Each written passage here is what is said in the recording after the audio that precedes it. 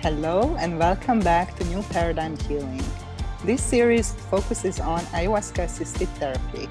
Our intention is to educate, inform, and support the conscious and responsible use of ayahuasca in the Western context. If you want to know more about Ayahuasca Assisted Therapy and our upcoming trainings and workshops, sign up for our mailing list to be the first one to know about the latest news at avatarhealingarts.com. Hello and welcome back to Ayahuasca Assisted Therapy podcast. And today I'm here with one of my dear sister, Ayahuasca Kaur. And actually it's our first time meeting as well. So I'm very excited to get to know her and hear about her journey and work with this beautiful plant ally. So we're gonna just dive into it, and I hope that you can enjoy. So welcome, Kaur, or Ayahuasca Kaur, or how people address you normally. You can call me Aya. Yeah. Yeah. So hi. Thank you. Yeah. Thank you so much for the work you're doing. I looked at your IG and I haven't actually listened to any of your podcasts yet. But I can tell from what you're doing, like you're just, you're spreading the seed, you're showing up, you're doing a lot of work, to get the word out and education. And I really appreciate that, so I just really thank you for everything you're doing. And thank you so much for reaching out. I'm super grateful. Yeah, thank you so much, sister. Yeah, same here. I was, I came across with your profile and your feed on Instagram, and as I read and looked at what you have posted, I really resonated with it. And I'm really big into just connecting with people who are the same kind of work and creating this kind of little aliens and network between us, and love it. So I'm really excited about this, and thank you so much for coming. So let's start with your name. How did you mentioned to me you started to record that this name you received from the medicine. Do you want to tell us? Sure. Yeah. So I'll start with the last name actually. So Kaur. So my initial experiences with ayahuasca were not in the Shipibo tradition. They were not in an indigenous tradition. They were actually, I guess you could describe like a metaphysical one. Most of my initial experiences were first one-on-one in the daytime. And they were mostly to recorded music. And a lot of the chants and the mantras were by an artist named Snatam Kaur. Thank you, Snatam Kaur. Yeah. And so this woman basically, she doesn't even know it, but she like healed every cell of my body and like awakened me. And then I went to a Kundalini class probably like 2 or 3 years later after these experiences. And they're chanting all these things. And I'm like, how do I know all these chants? This is crazy. So that's when I realized Kaur was like a Kundalini yoga last name. But to honor her, I took that. And then the medicine told me, when I decided to do this, it was about 3 or 4 years ago. And really the message I got was just to, especially on Facebook, right? Because everyone's on their phones and they're scrolling and they're seeing. And that's a lot of the ways we communicate these days. And the medicine basically told me it's a way to imprint her consciousness onto other people and to ask them, what does that mean? Like, what is that? So maybe they would Google it, or maybe they would want to know more. Or when I introduce myself, I'd be like, I'm ayahuasca. And they're like, what does that mean? And it's a perfect way to spread her seed, basically. So that's the name behind it. That's the story behind the name. It's very practical as well, because that's how kind of find you, that I searched for the word ayahuasca to see who are the people who are connected to this medicine, and yours came up straight away, of course. Right. Right, the spirit of the medicine. So tell us a little bit about your background in terms of your life a little bit, and how did you cross path with this medicine, and how did it change your life? Yeah, so basically in 2015, I remember very distinctly, I was driving to a new job. I just got a job at like a really fancy treatment center, treatment for drug and alcohol. And I bought a new car. I just graduated with my master's. I'm in this new trajectory of my life. What did you study? I studied psychology in my undergrad, and then I got my master's of social work. So I've always been the why or the drive in life has always been like to serve humanity. You know, it's taken me a really long time to figure out my purpose, but that's always been there. So I'm on this drive, and basically, I was like, there was this empty feeling inside. And I basically shouted in my car, like, I hate myself. I hate everything that's happening. And it was the first time in my life where I realized that there has to be more to my life than these material things that I've created, that I've chased. I came from a family where performance was praised and my rich emotional world was undercultivated. You know, there was a lot of addiction in my family, a lot of mental illness, and I've healed a lot of, resentments and anger and shame because of ayahuasca, so thank you. And really, I can see my family dynamics now as like the perfect storm to lead me to this path. But at the time, it was confronting for the first time a lot of childhood trauma. And it was interesting at this, synchronistically at this treatment center I went to go work at, they gave me a task of teaching a shame resilience course and by Brene Brown. Mm-hmm. And I'm sitting here learning this material and teaching it. And I'm just like, I am full of this stuff. I am full of shame, unaddressed shame. And they, in that treatment center, they put a lot of their clients through family dynamic work and all this stuff. And I was like, wow, like my eyes I started to open up in ways that were super uncomfortable. And I didn't really have any of the tools. So at the time, right before this, I went through an EMDR training, eye movement desensitization and reprocessing therapy. And that was also another discovery for me. I got an EMDR therapist. So this is all happening kind of at the same time, this perfect storm, so to speak. So I'm in EMDR therapy. I'm working at this treatment center, even though I feel like I'm the one that's getting the treatment. And I'm also in a 12-step program at the time, adult children of alcoholics and dysfunctional families.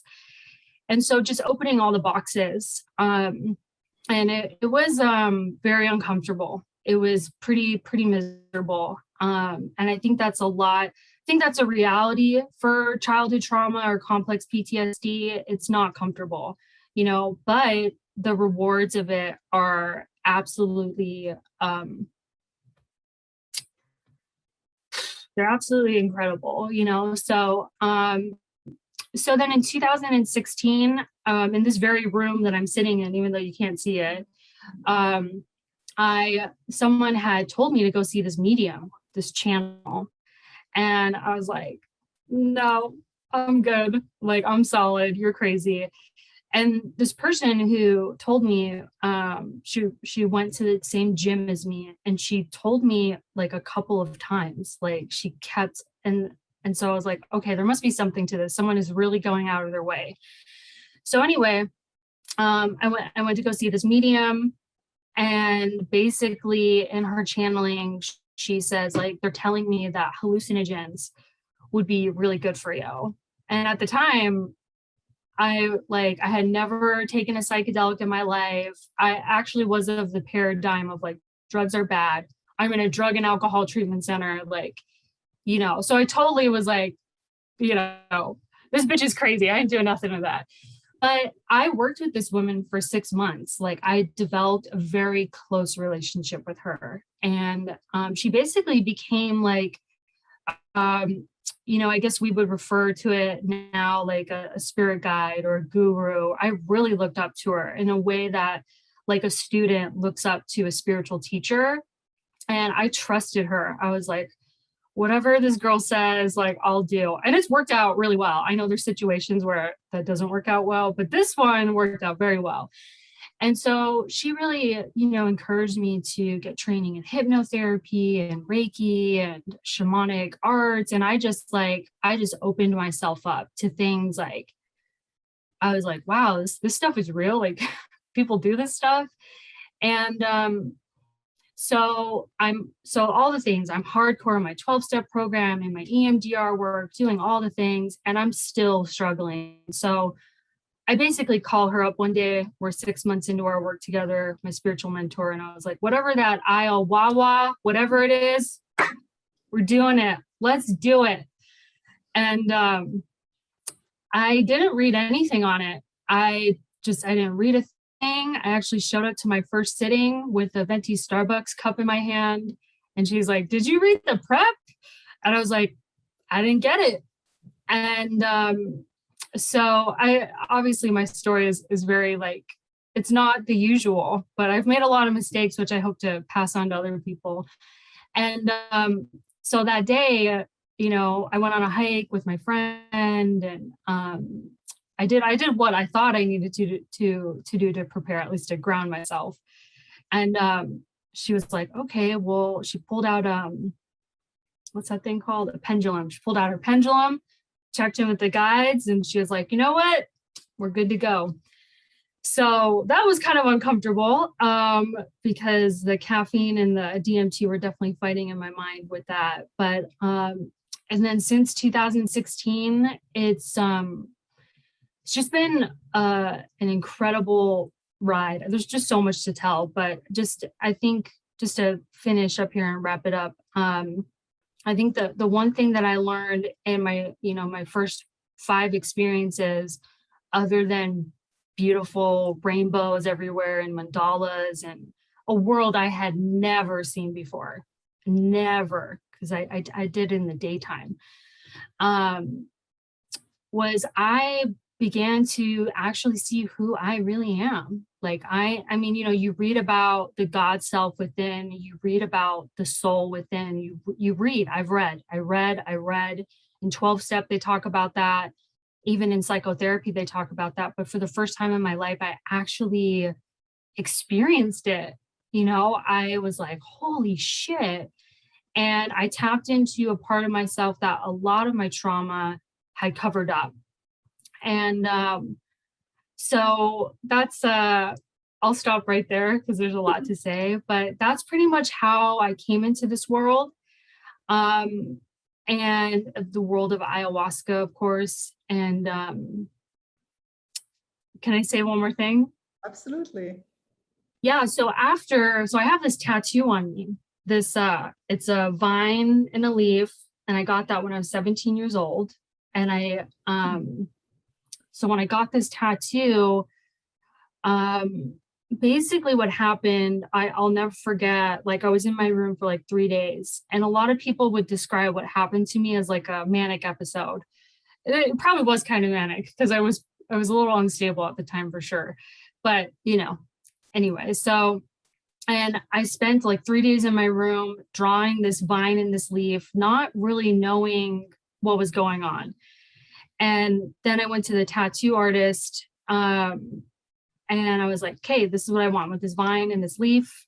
And he was like, do you want any flowers? And I was like, no, bro. I said vine and leaf. And I just remember being so ironic. Anyway, so I got the tattoo when I was 17. I added more leaves when I was 24. And then it was after my second experience with this woman. I was sitting in front of the mirror, doing some mirror work, just integrating. And I finally decided to look up what I had been doing. I had never seen what the tea I had been drinking was actually made out of. And I don't know if you, when you Google ayahuasca, that notorious, pot, that big pot with the vine and the leaf come up. And I was just from there, I was like, okay, all right. It's that realization that for me, things are pre-planned, or I pre-planned things before I came into this life. And I'm very skeptical. I still am, I have a pretty strong ego still. And I was like, all right, I get it. And that kind of really cracked me open in a way that I didn't really understand. Still trying to understand it, to be honest, but that was that's been really kind of mind blowing for me. So anyway, that's some of the background, some of the story. Wow, thank you so much for sharing. And I'm just like smiling because there is so much similarities. So for sure, it's not a coincidence that, depressed, like myself, also coming from background of psychology. And actually, while I was still in university, I worked as a social worker in a needle exchange program. We set up the first needle exchange program in Hungary, as that was the first ever harm reduction program in the country. And I worked with mostly heroin addicts, but also like polytoxicomans.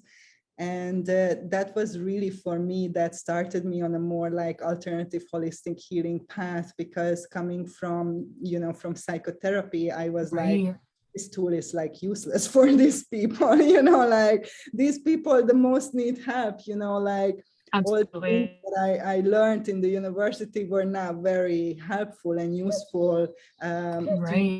And so that's what put me into just learning all kind of holistic modalities and energy healing, and breathwork was for me one of the big things that I was into, and yoga therapy and other healing modalities, and then eventually shamanism. And before I started to work with plant medicine, I already learned from shamans like all around the world, more like shamanic journeying and other types of tools for the plant medicine. And when I was called to the ayahuasca, it was very simple as well, that I was part of a group, and an online group. It's not really important what kind of group. And the founder of this group organized this trip to Peru, like this train with the idea that we're going to use 5 different plants, a combination of 5 different plants, one of them being the ayahuasca, to accelerate the awakening process and to kind of pave the path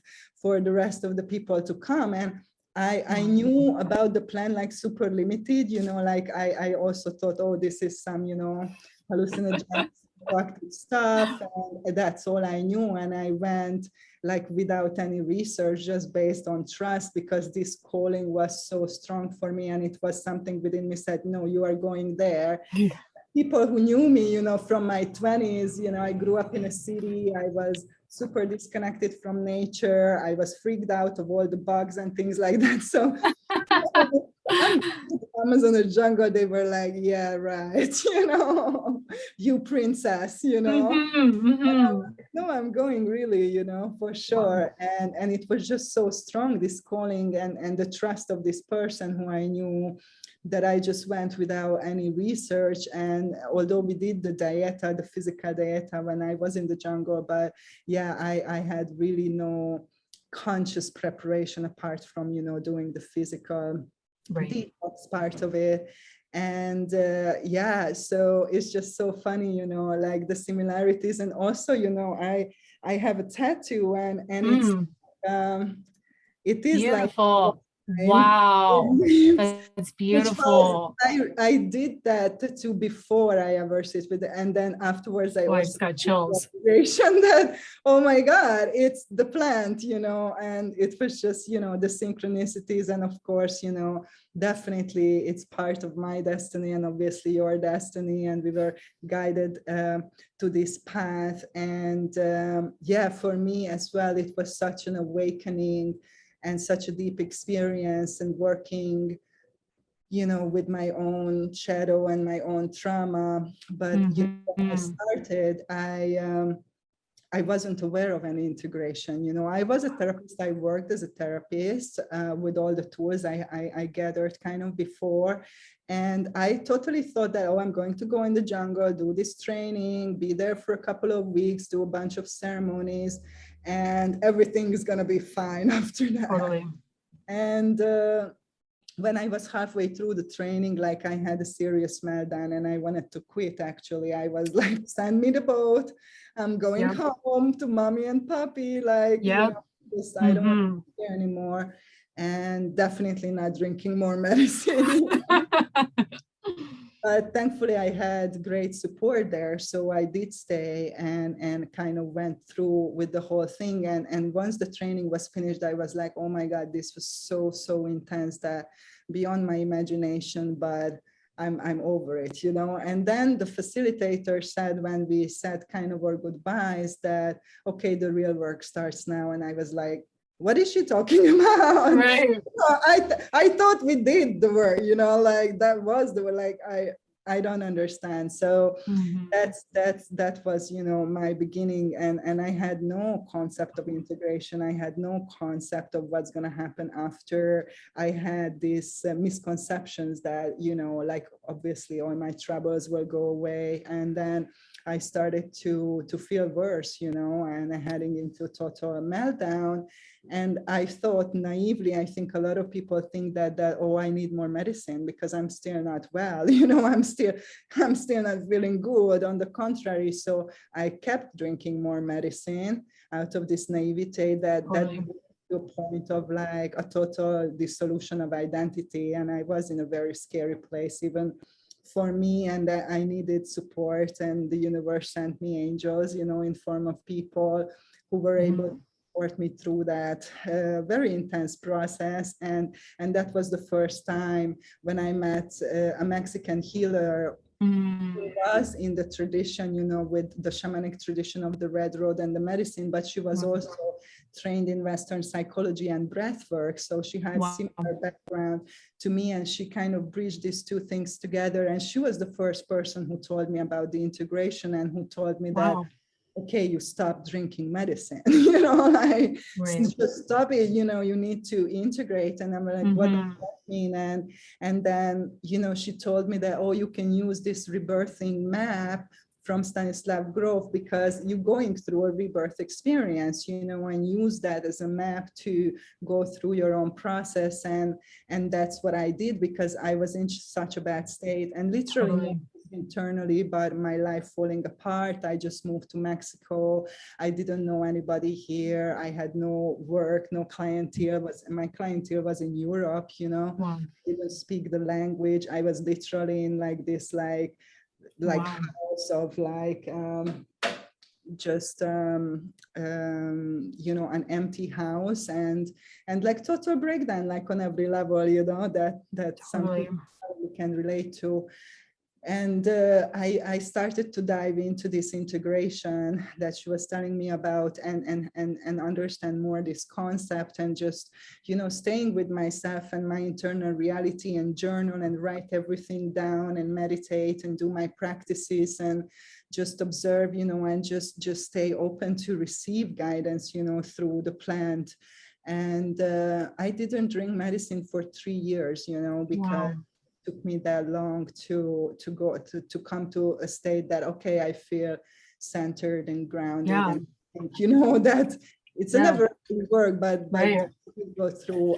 And that was, I think, for my biggest catalyst to talk about the integration and go more focus on the integration, because I was like, oh my God, that was the missing point. I didn't know what somebody told me about this. It's just like, wow, it totally makes sense to me now what is happening. And I also had the experience that the plant was working with me way after the ceremony, so when I was staying, present, I could receive, continuous guidance and continuous support from the spirit of this plant, and just understanding, that I don't have to like physically ingest it all the time to maintain that connection, and also that change doesn't happen overnight, and there is time, while everything unfolds and being integrated, and that's like crucial. And really, for me, the message during this time from the medicine was that you are the healer and love is the medicine, that I am the healer, that is not the plant, is not a person, is not a shaman, is not, these are guides and allies, but Right. I can do which I knew kind of before, that was the Right. path I was on, but as you described, it became such a deep experience for me at Right. that point. And going, working towards that self-love and acceptance, and really Right. deeply facing, the shadows, Yeah. and becoming like shockingly aware of, how I was thinking about myself, real deep in my mind, and the horrible that I said to myself on a daily basis, and all these things that I wasn't aware of, so much started, to come up, and I started to see that I have a really destructive, negative relationship with myself, and Yeah. very little love there, and so I started to tap into that higher, love and connection, and bring these pieces together, and that's what really started me to do the integration, and to talk about it. And at that point, I didn't think about to bring the medicine into my work as a therapist. I was doing it for myself, for my own healing and my own awakening. But I was just so blown away by this realization that, hey, there is a missing piece that nobody's talking about. Right. But I was just talking about that to everybody, and then people started to come to me and say, I want to do that, what you did. Right. I want to do the process. And I was thinking, okay, well, I did it. I have the experience. I have tools. I'm already a therapist, so yeah, let's give it a go. Obviously, people coming to me asking me, so I was very honest and transparent with people, saying, hey, I never did this with another person, but I'm pretty familiar, how the process is, and I understand that it's kind of the same process for everybody, in individual way. Right. And this is how, the whole thing started, in my practice. So Wow. if you can tell us a little bit, like, how did you discover, this integration piece, and how did you went towards, that focus, and what does this entail in your work? Yeah.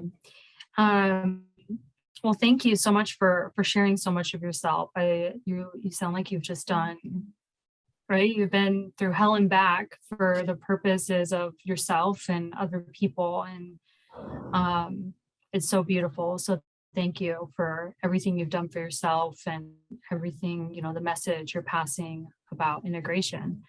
And yeah, so integration, like you, that word did not come into my forefront probably until 2018. So I'd been working with the medicine, and like I guess you could say, like, now that we're more sophisticated, I feel like in the psychedelic realm, in the plant medicine realm, we talk a lot about preparation and integration now. And interestingly enough, for my EMDR work, we do a preparation and integration protocol.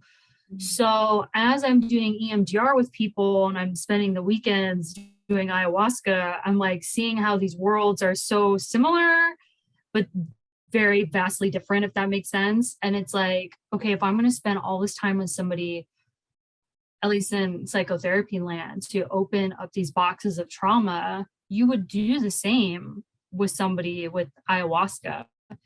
And once I actually started hearing the words preparation and integration, as the years went on, as I was practicing, I realized that I did a preparation in a way by opening myself up, by starting the EMDR work, by doing a 12-step program, by having a community, but I just felt like I couldn't talk about it.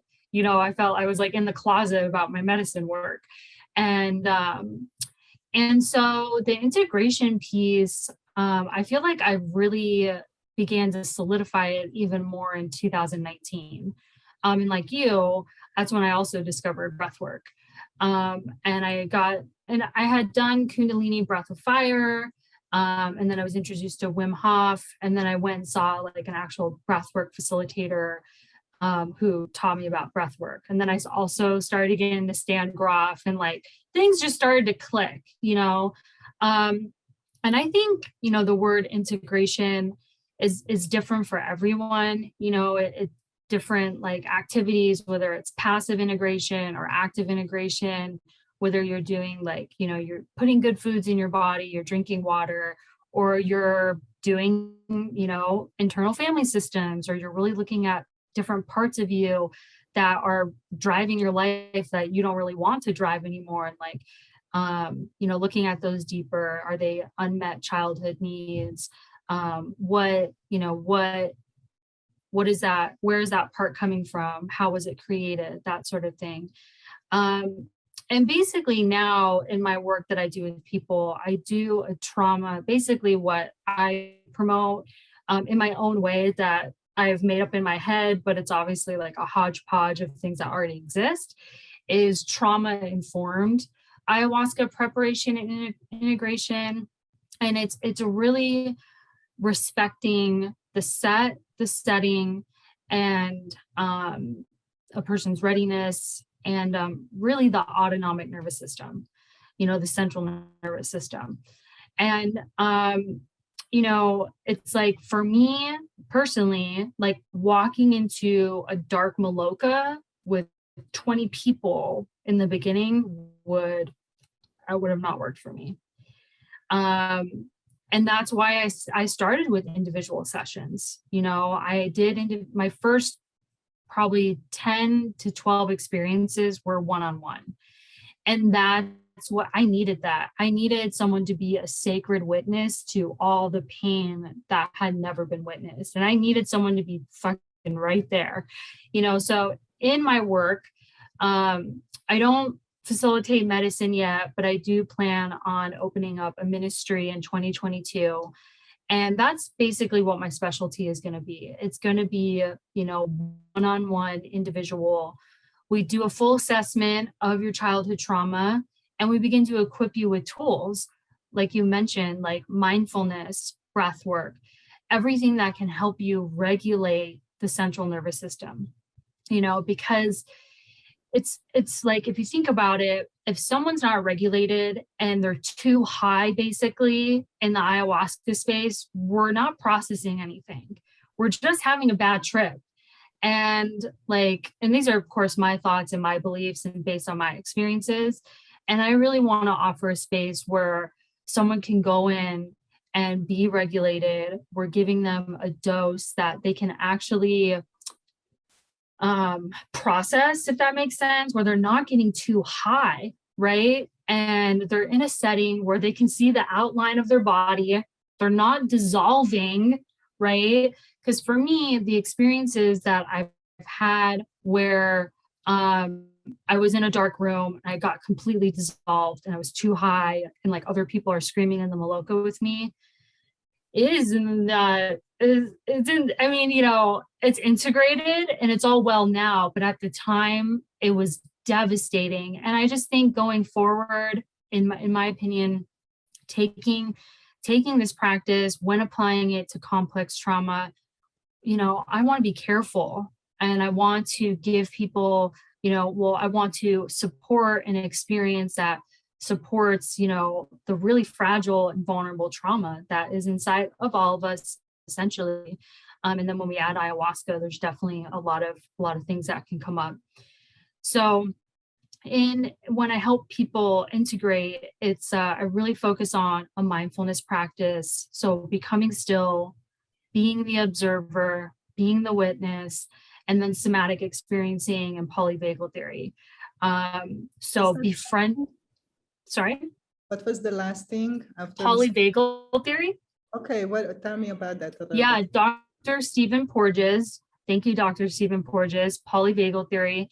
So he basically talks about things like neuroception. So neuroception is the automatic process. It's happening right now, in fact. And it's how we take in our environment based on like what is happening in our autonomic nervous system. So if I'm chronically in fight or flight, I'm reading my environment as threatening, as unsafe, and I live in an unsafe world. Or, and this is very distressing, overall. This affects the totality of my experience, of my organs, how my whole body is functioning, and how I'm either contracting or expanding in life. And if I don't have the resources to ground myself in my contractions, meaning my anxiety, my fears, other human mental traps we get in, based on trauma, but the trauma is happening right now still to somebody, right? So if I don't have resources where I can soothe and ground, how can I grow and expand in life, right? And this right here, right? This is what ayahuasca is all about, is growing and expanding. And then when I come back home, do I have the resources to deal with what's coming up even after the afterglow?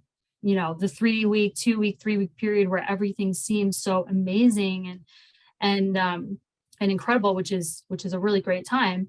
And then also having the resources. Well, what do I do when my anxiety or my depression returns? Or so that's a part of it. And then internal family systems. So internal family systems is a way, basically, and that was created by Dr. Richard Schwartz. So I can actually contextualize and relate to myself in terms of like the somatic responses. So for example, say I feel a strong tightness in my solar plexus, it's where a large part of our vagus nerve bundle sits. And I'm having this experience, I was just triggered by somebody. And so with internal family systems, I can relate it to, the part of me, my inner child is feeling really afraid right now, and my protector part is wanting to push this person away. So I start acting out, and so, internal family systems gives us the language of the central nervous system. It helps us contextualize and relate to ourselves and all the parts inside of us.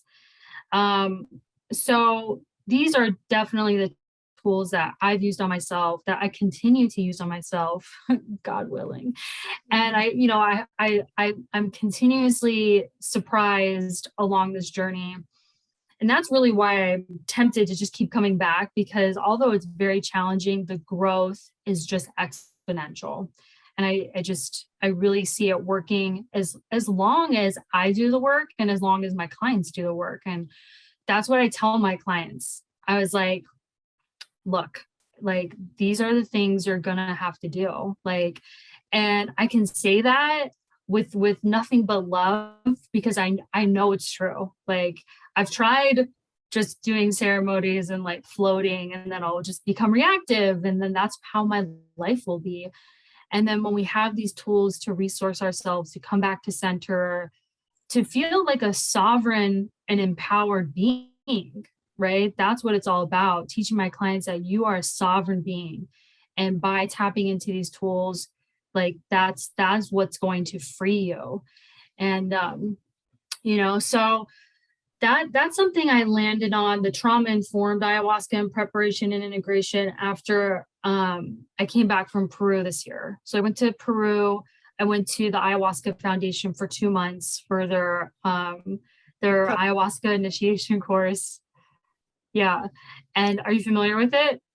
I haven't been to his center, but he was on my podcast. Oh, great. Awesome. Yeah. Carlos is great. Yeah. Great person with integrity, definitely. Absolutely. And I basically had that experience of being in a dark maloka and dissolving. I had that there. I mean, and I went to the center probably with 30 experiences under my belt. And then, a lot of things happened there. But with that one experience, it really opened up my eyes to the person I was when I first came to the medicine, and just knowing, I'm like, this would not work. This would not work for a vulnerable, fragile female who just is just awakening, So, so to me, it's like, that's kind of like that's the message I've received and how I want to go forward in doing the work. And like you said, like, integration is key. Integration is so key. luckily there's psychology, there's systems, there's theories, there's a lot of things we don't need to reinvent the wheel on. It's a lot of incredible people have done that for us, and we can just all work together and create this paradigm shift that this ayahuasca is doing, at least in the US, here in the US. I think you're in Mexico. Yeah. So, yeah, I think those are some of my thoughts. Yeah. Oh my gosh. Thank you so much. I think we have to do a part 2 as well, because it's just, there is still so much to talk about. I'm trying to keep it around an hour each episode. Totally. But something I really want to connect to what you said is just equipping people with tools, and I think that I really relate to the fact that the natives call this plant a teacher plant and not a healer plant. And I look at my work more like a teaching work than a healing work, just from the perspective that you cannot heal another person. You can only heal yourself, but you can teach them tools that will help them to heal and to transform their lives. And I believe, I come across a lot with people who have amazing experiences with the medicine, and then they are becoming an integration coach and try to facilitate other people, which would be just very irresponsible and dangerous sometimes, because what kind of tools you're going to use when somebody breaks down, when somebody goes into shock, when some trauma surfaces that the person didn't even remember, what you're going to do with that person, which does happen. Yeah, absolutely. What you're going to do in context if you don't have tools. And I feel that probably we are both so blessed that during the years, because of walking this path, we gathered a big toolbox that enables us to choose in the present moment that, okay, now I'm going to use this tool, for this person, and this is what the best at this moment for this particular person, because obviously there is each situation is individual. You never know what's going to serve in the session, so it's not like you can just intellectually prepare. And that's what I kind of strive for, is to teach people how to navigate intensity, how to deal with their triggers, how to go through an emotional release, how to cultivate a reflective mindset, and become aware unconscious limiting belief and transform them. So I teach them that. So after they finish the program, they get the tools and they continue to use those tools, because they're going to face adversity, going to experience more intensity, because life is life, so it's not, now you're never going to have any more challenges. From now on, you are done. Exactly. So something I wanted to ask is just what is the amount of time, or do you have an amount of time that you say, okay, this is what I recommend to prepare at least, and this is what I recommend to my clients to do integration for at least, after their medicine experience? Yeah, that's a really good question. Before I answer it, I wanted to say one more thing about, again, I'm just noticing as we're talking about this, the thing I realized,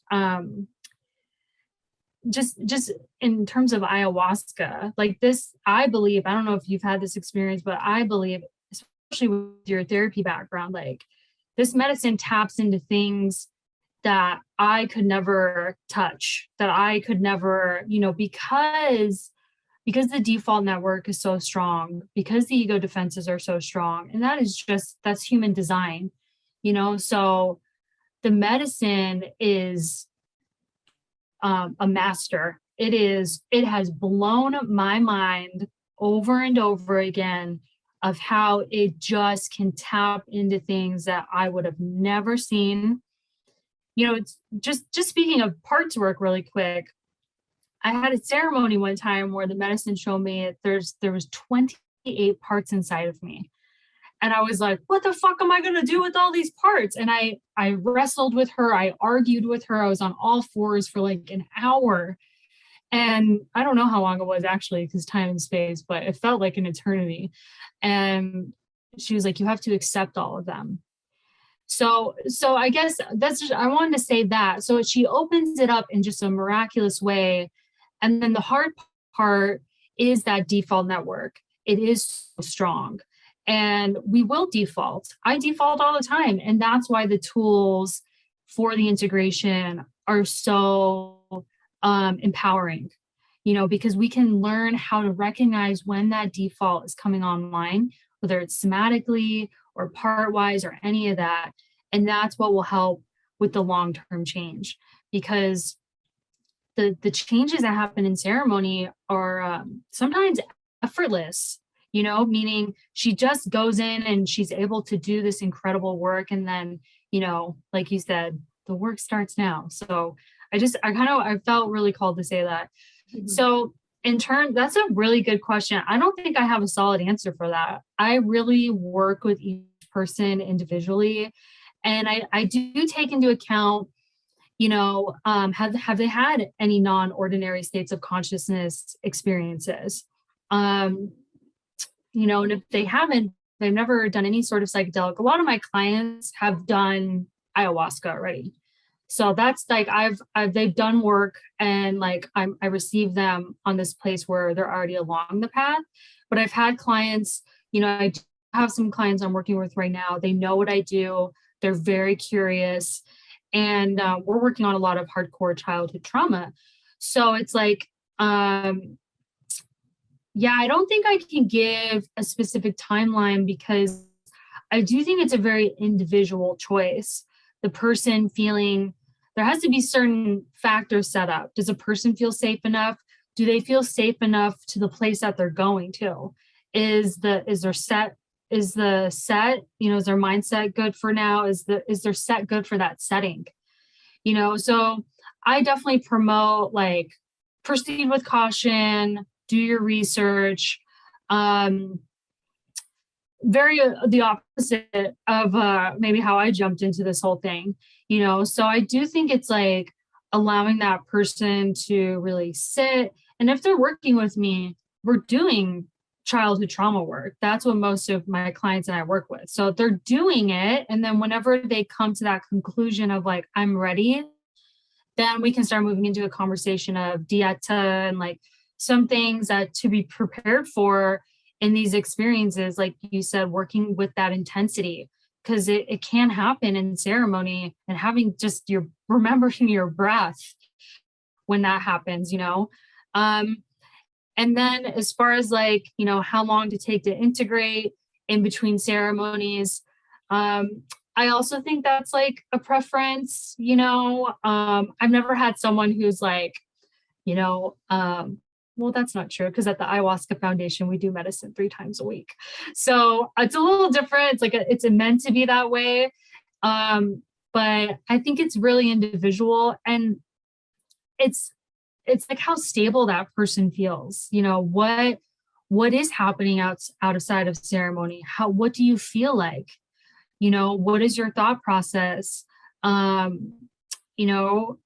What are the goals that you have for your life? Are you able to step forward into them with enough resilience and with, of course we all have backslides, right? And are we able to recover from those with, relative ease and grace, and kind of get back on the path?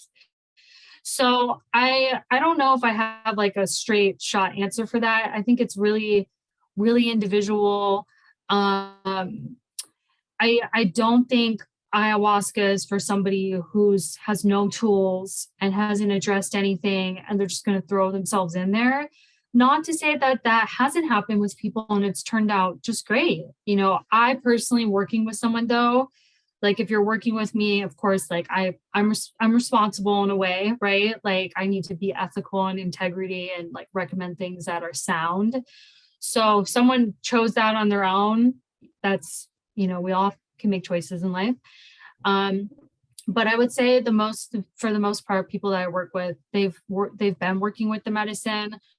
They just want to integrate on a deeper level. And then more so the people that I'm working with are like, they're stepping into the facilitator position.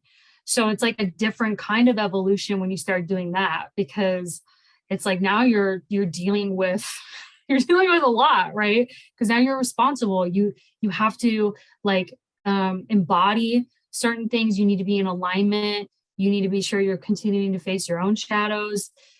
So that's why this path is so beautiful, right? So I don't have a hard, fast answer for that. No, I wish I did. Yeah. It's very interesting to listen to you. I totally resonate with a lot what you're saying, especially that everybody has their own individual path.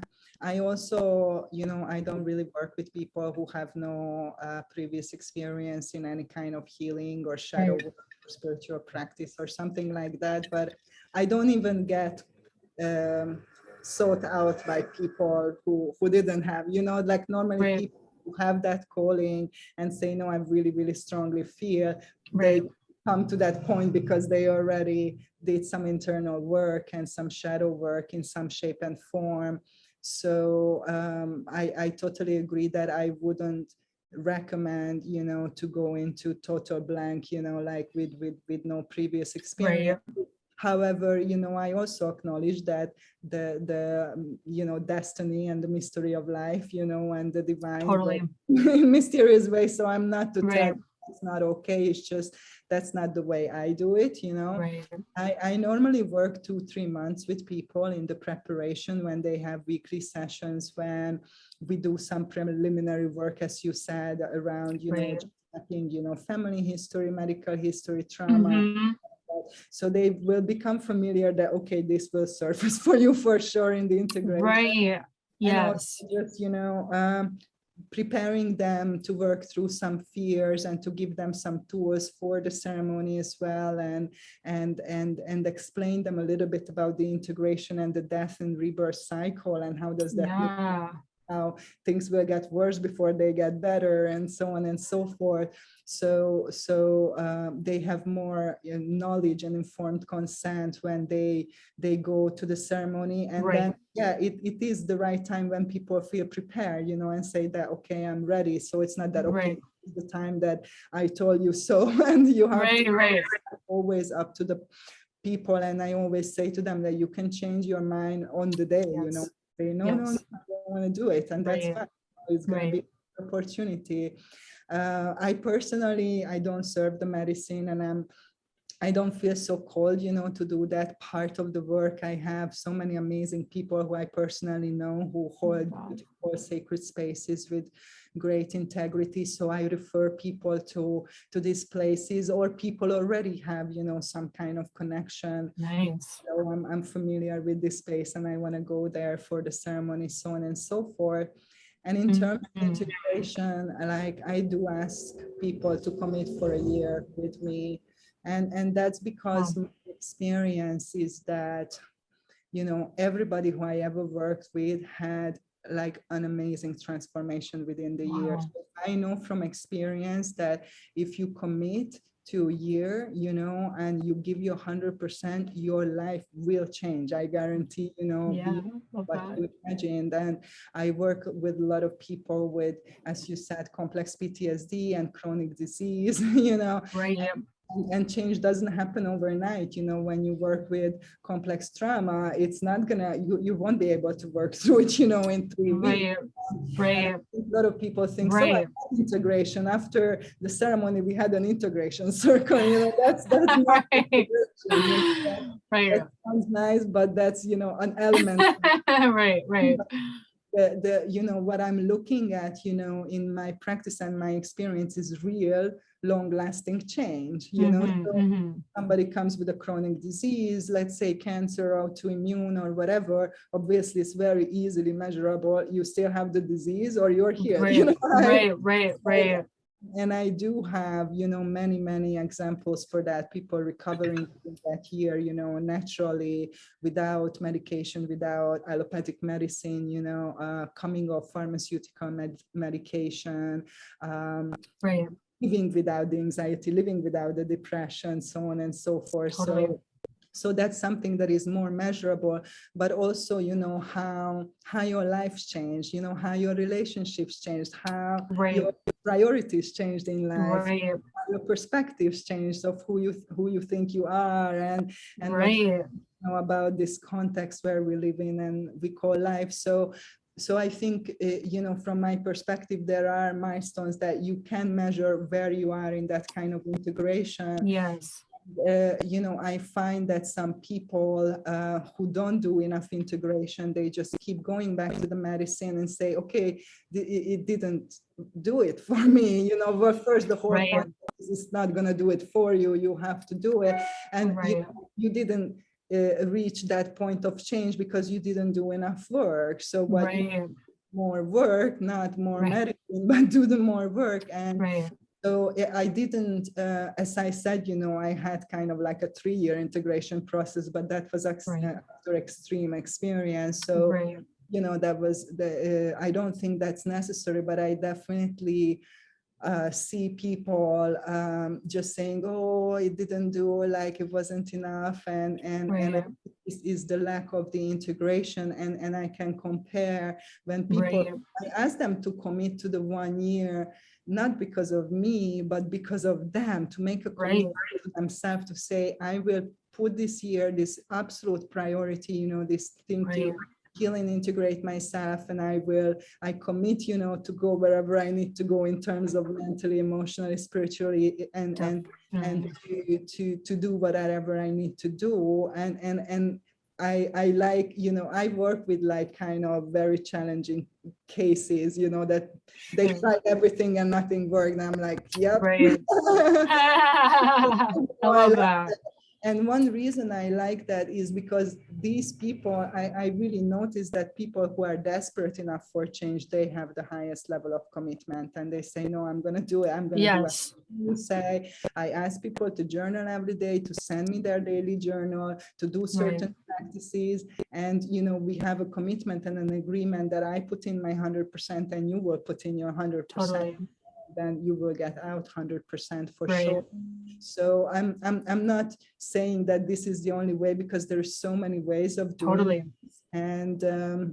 And like in general, I ask people not to do more medicine within that integration the first time, so they familiarize with them process and learn some tools.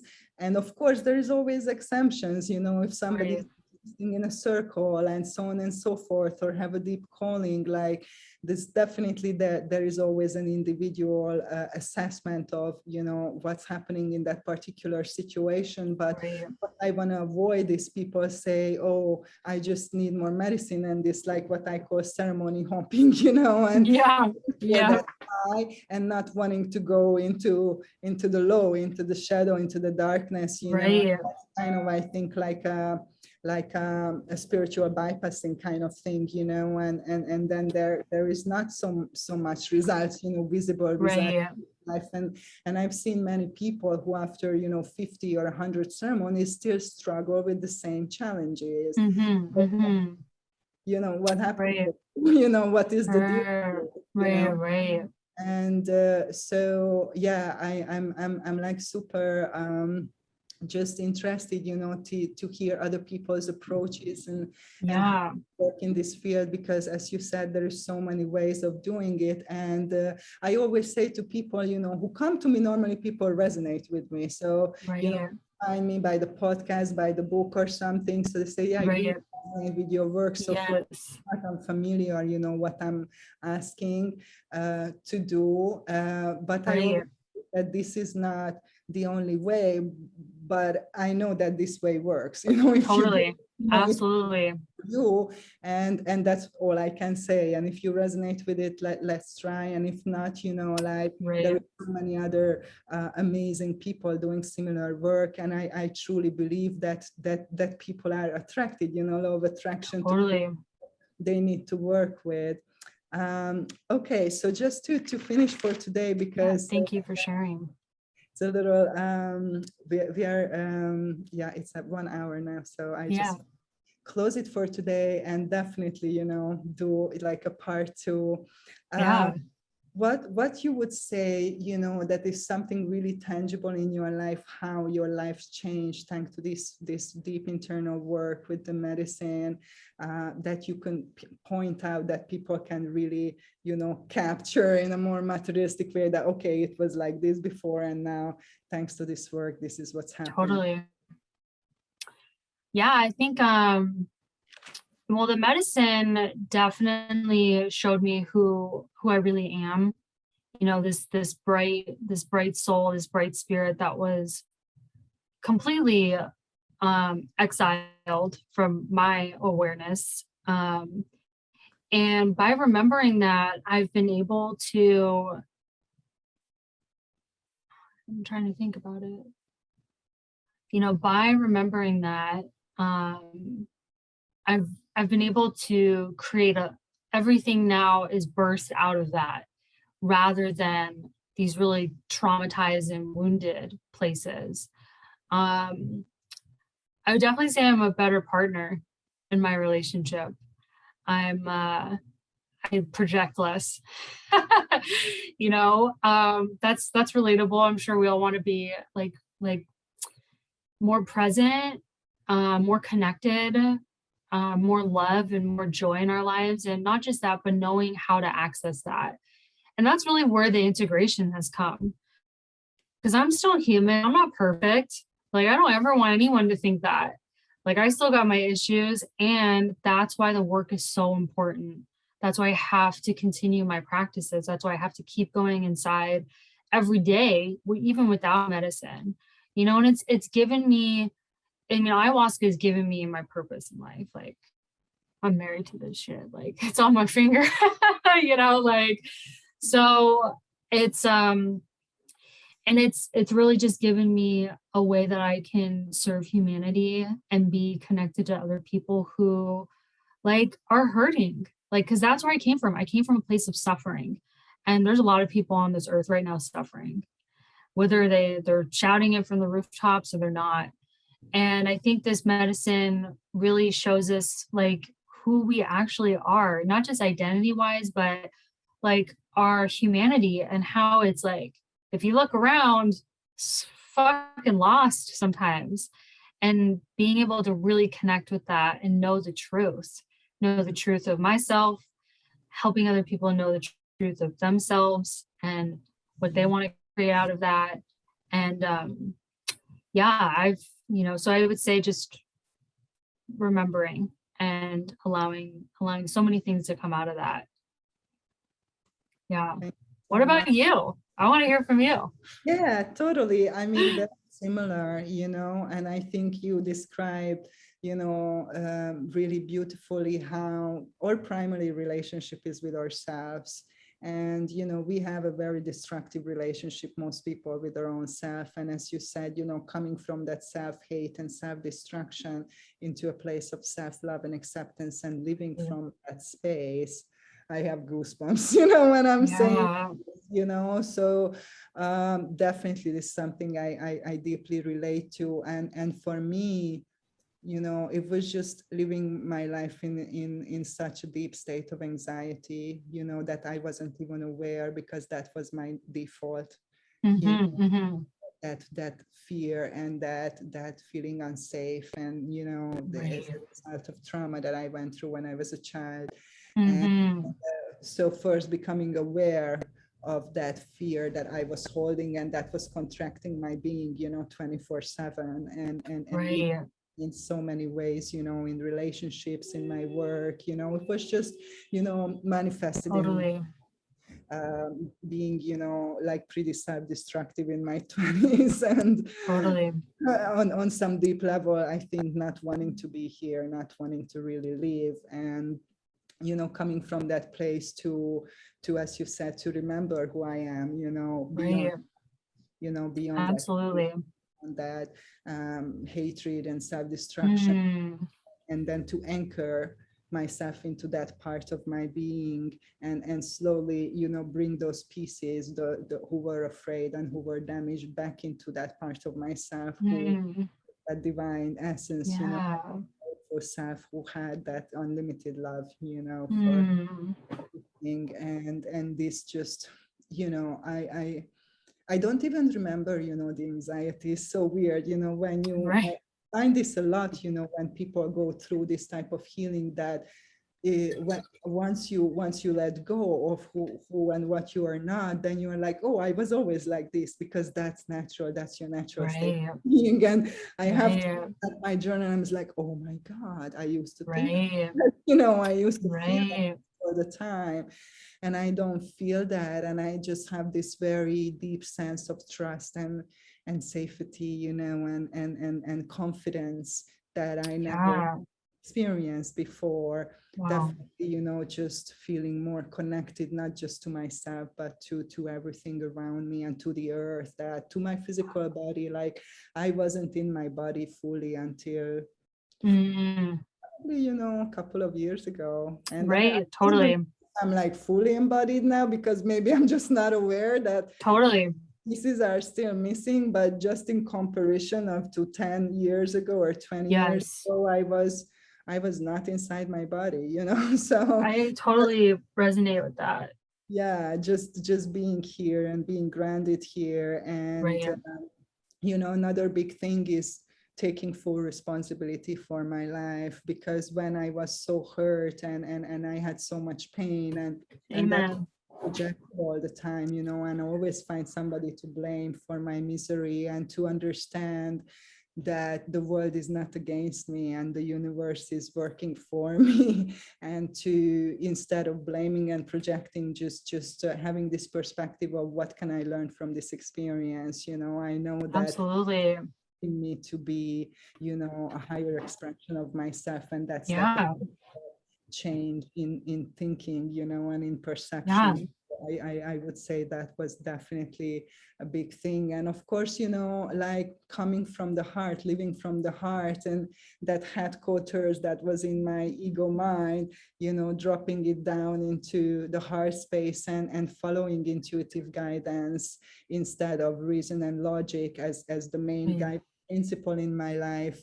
That was really major for me, because I was born naturally, you know, with some psychic abilities and clear sentience. And Yes. I grew up in a communist country, and in a place where these things were not really encouraged or even acknowledged. Mm-hmm. You know, I didn't Mm-hmm. have anybody around me, and the way the world was presented to me, and what my experience of the world was like, totally like. Totally. So I deeply try to suppress and go against this gift and this ability that I Mm. always had. And it was, you know, work to break down all that conditioning that allowed me to disconnect and override, you know, that deep intuitive part of myself, who Mm-hmm. is right and who always knows, you know, what is the best for me at any given moment, and to give myself permission to honor that and to follow Right. that would be like another. Yeah. And remembering, of course, remembering Yeah. who we are and what is this all about, and that we are Totally. physical body and Yeah. spiritual being, having, you know, this experience. Yeah. Yeah. I love how you talked about the being in your body. I think that's so key. I also didn't know what that was. And it was so weird once I started being in my body, because I was like, oh, here's my home. So I really loved how you said that, and taking full responsibility for my life. You know, I used to think that was like full responsibility for my life. But now it's like I have full responsibility for my life. So it's yeah, those are two really, really powerful things. So thank you so much for sharing. Yeah, thank you for sharing your Yeah. and your authentic self with us today, and definitely there is more to come, and we're Yeah, going to include your website and IG and for offerings and sure. everything in the description of Yeah. this video. So please, for all the audience who, if you are listening and you're resonating with Aya, you are feel free to contact her and reach out to her. You will find her information in the description. And of course, if you like this video, please subscribe to my YouTube channel, that you receive all the fresh episodes of my podcast. And also check out my book, Ayahuasca Assisted Therapy and the Integration Process, called Heart Medicine. It's on Amazon. And yeah, feel free to contact me also if you resonate, and feel called to walk this very powerful and liberating path of healing and awakening. And yeah, we're gonna come back soon and share about this. And we have on Clubhouse, which is this new cool audio app that I really love. We have a weekly interactive room on Tuesdays at 5 p.m. CDT about ayahuasca preparation, integration. And actually our next week's topic is trauma healing. So maybe you can come and join us, Aya, there. It would be so lovely. And yeah, if you are listening, if you are on Clubhouse, like check out our room and you can come and ask questions and share your stories and experiences.